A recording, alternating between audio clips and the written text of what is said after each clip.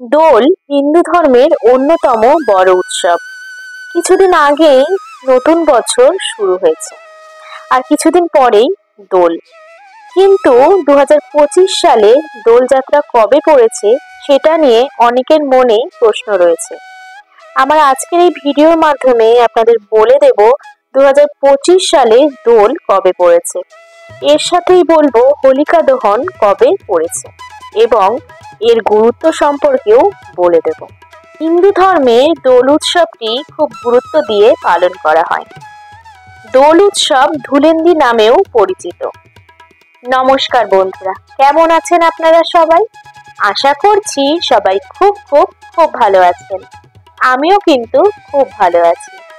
আমি জয়িতা রূপের কীর্তিতে আপনাদের আরো একবার স্বাগত জানাই। আপনারা সকলেই জানেন হোলিকা দহন উৎসবটি দোলের একদিন আগে পালিত হয়, আর পরের দিন পালিত হয় দোল উৎসব। রং দিয়ে দোল খেলা হয়। দোলের দিন মানুষ একে অপরের গায়ে রং লাগিয়ে তাদের পারস্পরিক ভালোবাসা প্রকাশ করে। দোল উৎসবটি পালিত হয় ইংরেজি মাসের মার্চ মাসে আর বাংলা মাসের ফেব্রুয়ারি মাসে। জেনে নিন 2025 সালের কোন দিনে দোল উৎসব উদযাপিত হয় এবং শুভ সময় কখন। তার আগে চলুন বলে দিই হোলিকা দহনের শুভ মুহূর্ত কখন। 2025 সালের 13ই মার্চ হোলিকা দহন উৎসব পালিত হবে। 13ই মার্চ হোলিকা দহনের শুভ সময় রাত 10:45 থেকে 1:30 পর্যন্ত।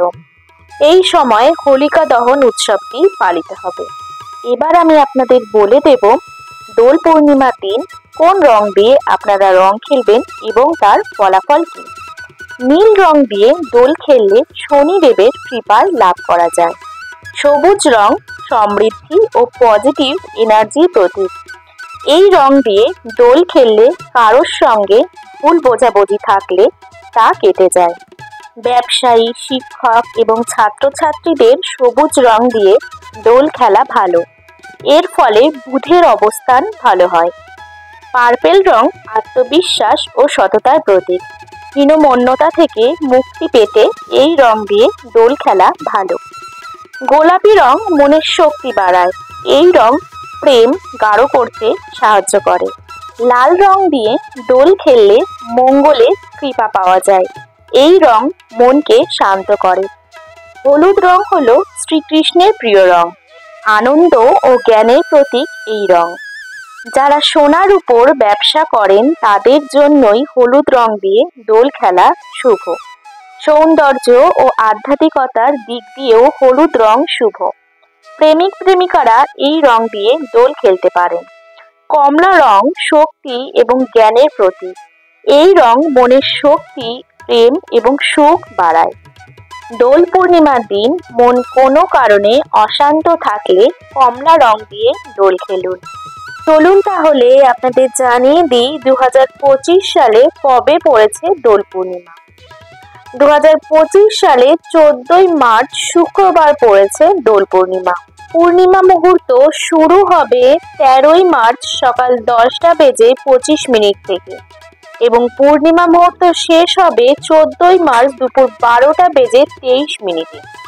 অমৃত যোগ দিবা ঘ 7:06 মধ্যে এবং 7:56 গতে, 10:24 মধ্যে ও 12:52 গতে, 2:31 মধ্যে ও 4:10 গতে, 5:42 মধ্যে এবং রাত্রি ঘ 7:22 গতে, 8:55 মধ্যে ও 3:08 গতে।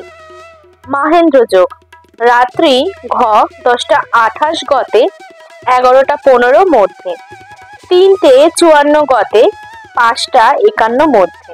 দোল পূর্ণিমার দিন এই কাজগুলি করলে খুলে যাবে ভাগ্যের চাকা। চলুন তাহলে জেনে নেওয়া যাক সেই কাজগুলি কি কি। দোলের দিন খুব ভোরে ঘুম থেকে উঠে স্নান সেরে নিন। সম্ভব হলে গঙ্গা স্নানও করতে পারেন। দোলের দিন বাড়িতে সত্যনারায়ণের ব্রত রাখবেন। এর ফলে সুখ সমৃদ্ধি বৃদ্ধি পাবে। জীবনের সমস্ত অন্ধকার কেটে আলো দেখা মিলতে পারে শীঘ্রই। উপোস করে পুজো করতে পারলে সেটা আরও আপনার সংসারের জন্য মঙ্গল। এই দিন বাড়িঘর অপরিষ্কার রাখবেন না। ঘরদোর ও আশপাশ পরিষ্কার করে দরজায় স্বস্তিক চিহ্ন এঁকে দিন। এতে আপনার পরিবারের ওপর থেকে অশুভ ছায়া দূর হবে।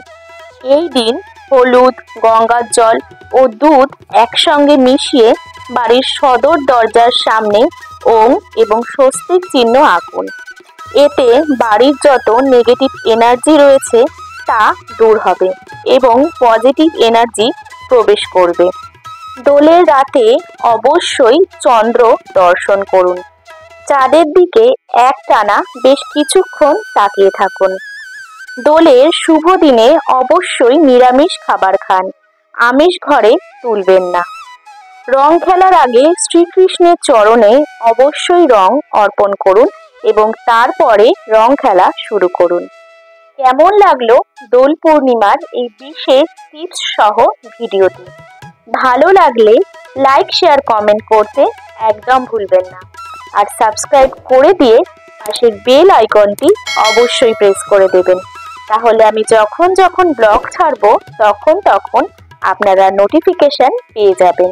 তাহলে আজকে আসি, ভালো থাকবেন, সুস্থ থাকবেন। নতুন একটি ব্লগে আপনাদের সাথে আবার আমার দেখা হবে। ধন্যবাদ।